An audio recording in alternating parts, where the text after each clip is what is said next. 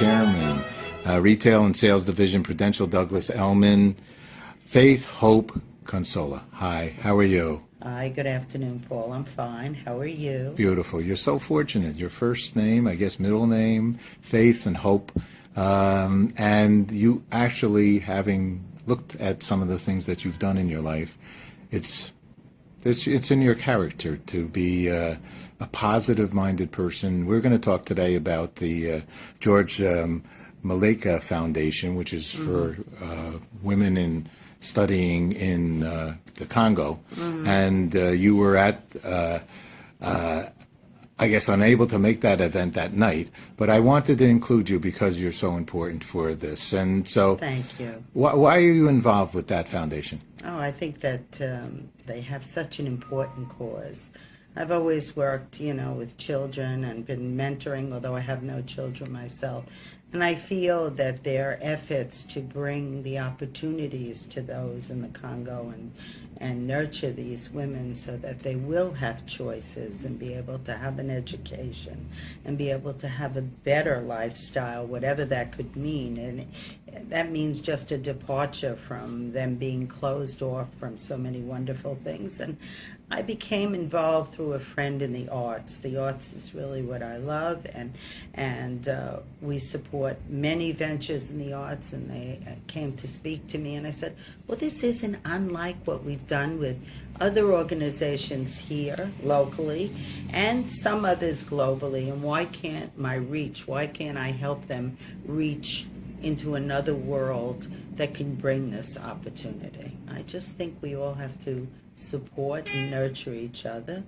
And whether that would be volunteer or just writing a check, people have to do it in whatever way they feel that can contribute. I know everything takes time, but you know what? Busy people have more time than everyone else. They find time for things they love. People say to me, Faith, when are you doing all this charity work? And I say, I don't know, 1 or 2 in the morning. Don't you get my emails? They want to take away all my phones and equipment, but I feel this way. I feel that we have to give back life and a future. Everything's about new beginnings.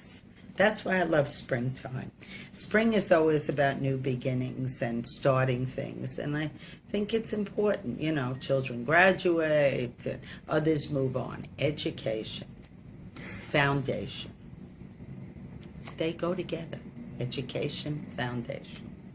Well, education is obviously very important to you. You've been involved with NYU, with Wharton, with Parsons, and yes, that's true. Educating women. Also, I know we'll talk later. You're in so many organizations, and where do you think that stems from? Well, I think I'm an orphan. My father died when I was 2. Wow. My mother died when I was 12. Wow. And I'm sorry. And I was brought up by my grandmother, and she thought education was very important. And I feel very lucky that I was able to go to school. I studied in Paris, and I traveled extensively as a teenager. I was in college at about 16. I was very advanced. And even then, abroad, we were able to work with some children.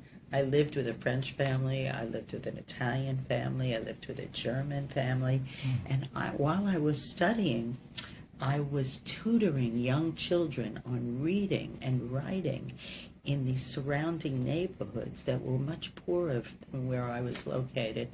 And then I was tutoring mentally challenged children, and I thought this was so exciting. And the funny thing is I have no children, so the charities are my children. And these are my children. They're very fortunate charities, and we're all together. We're all brothers and sisters. I think we are. Belief. I think we are. Every race, every color. It's just all of us together. I like when they call me their sister. It makes it.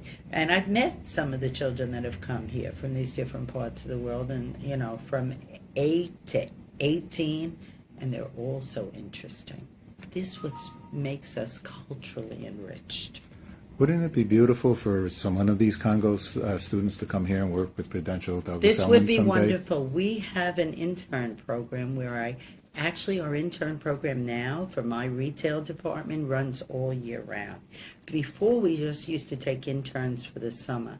I've taken them from schools across the country and across Europe, but this would be wonderful because they could come, one of the children could work in the office, one of the girls, we could show them how life is here in New York, the different cultures, we could show them the different disciplines of real estate. If we take them here, they can learn residential, they can learn commercial, they can learn how the city works and how different and what the future could bring for them. This is my third career, so this is your third career. That's right. I have knowledge to give to them. I had 2 other careers. This is my best career. I read you were an instructor. I mean, you. No, I was a model. I had a modeling company. After that, I had an interior design company, and all of this brings great knowledge, and that we can share it with someone else. But I love the intern program. It's all beautiful. Your company does a lot of good in the community. Well, it's important. I think it is important. We support a lot of causes, and just recently we endowed some scholarships, starting with NYU, the Shack Institute, and the School of Real Estate. In fact, I was the first speaker there, and I was very involved encouraging them to do this. And actually, I started the scholarship program for the Association of Real Estate Women when I was president in 1992, and we raised enough money to give scholarships for the next 20 years. Hey. And on our scholarship program from the Association of Real Estate Women, we not only gave scholarships to young girls, we gave scholarships to women returning to work, trying to find new careers.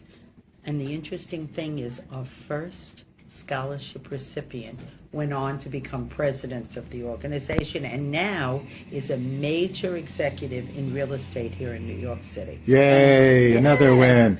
Another graduate, another star for taking care of people. So it's not just the young, it's everyone. We do this in our other charities too, people that are less fortunate, people that have great careers, and then they're out of work. They have families, and then they're estranged from their families.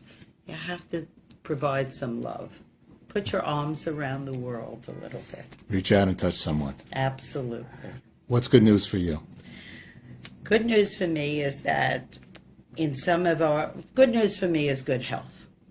Good news for me is good health, and because I think that we have so many tragedies around us and so many people we work with. And just last night I was at a different charity event. I was telling you, the Amy Winehouse Foundation, and I was sitting with some very, very important people in the music industry, and many, many have lost friends to poor health. And I think no matter what money you have, what success, if you don't have good health, I think that's the most important. I tell everybody, you can always make money, you can always find something to work, something to do, but nobody can buy good health. Thank you very much for sharing good news with us. My pleasure.